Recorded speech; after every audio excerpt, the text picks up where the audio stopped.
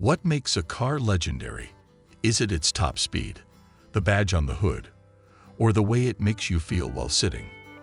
When people talk about the Saab 900 Turbo, they don't just call it a car. They call it the pilot's car. And this wasn't just a marketing gimmick dreamed up by a boardroom in Sweden. It was a philosophy born from the clouds and brought down to the asphalt.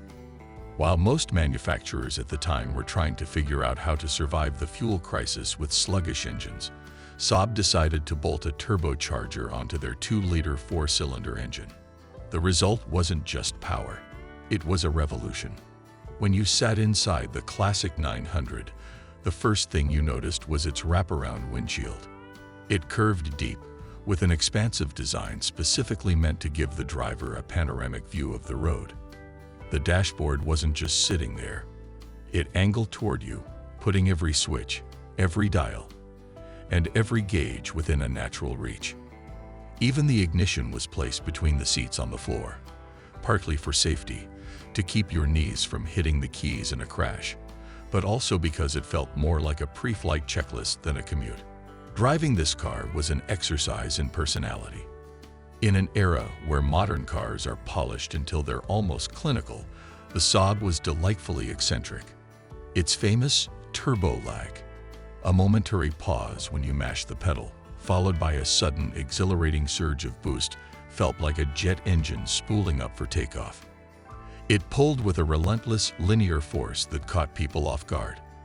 Because Saab was obsessed with front-wheel drive traction and weight distribution, it handled with a sure-footedness that made it a favorite for rally drivers and weekend enthusiasts alike.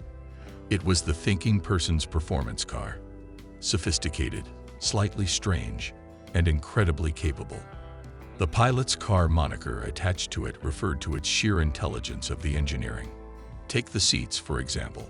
While most luxury brands at the time used flat leather benches, Saab opted for orthopedic research to create chairs that stayed comfortable for 12-hour hauls across the Scandinavian tundra. The night panel button, on the other hand, was used to reduce eye strain and help the driver focus on the dark road ahead. It was these touches, the heated seats, the massive hatch space, and the heavy-duty bumpers that made it the ultimate tool for someone who valued substance over flash. This car was a symbol of a certain kind of person: the architect, the professor, and the eccentric engineer. It was for people who wanted something that felt like it was built by them. Those who understood aerodynamics and physics. Today, when you spot a 900 Turbo on the road, with its distinctive silhouette and that iconic whir of the turbocharger, it reminds us of a time when Swedish engineering wasn't afraid to be different. It remains a masterpiece of functional art, a car that didn't just take you to your destination, but made you feel like you were flying every mile of the way.